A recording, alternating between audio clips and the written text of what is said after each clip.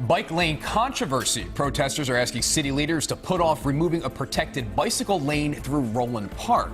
Thanks for staying with WJZ. I'm Rick Ritter. And I'm Mary Bubala. This all started as a pilot program, and now that it is over, work is supposed to begin on removing the Roland Avenue cycle track. Paul Gessler with why the bike lanes are now changing and why cyclists want to put it off.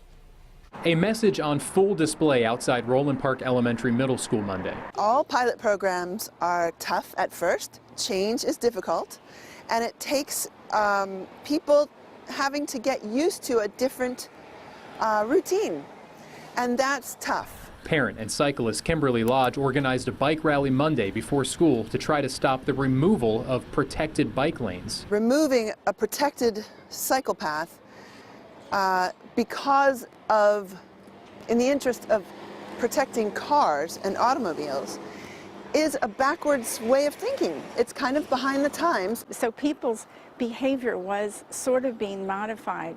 They just didn't give it enough chance to modify all the way. Work begins this week to stop the pilot program and remove the Roland Avenue cycle track. The area will return to curbed car parking and a painted bike lane adjacent to car traffic. And what happened is after it was installed, it was pretty clear that we weren't making things any safer. Bob Connors with the Roland Park Civic League worked with DOT on a solution and says the route caused more safety problems than it solved.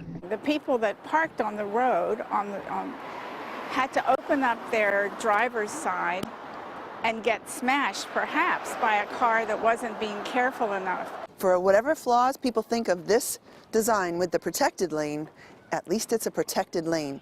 And if a car will get hit, then that's a sign we need to fix the road and do something about it. It's not a sign we need to put bikers into traffic. Cyclist Thomas Palermo was killed on Roland Avenue in 2014, although these protected lanes are just south of that site. Still, cycling groups hope the city gets back to the business of adding protected bike lanes instead of removing them. There is a possibility for a safe road for everyone, not just a few.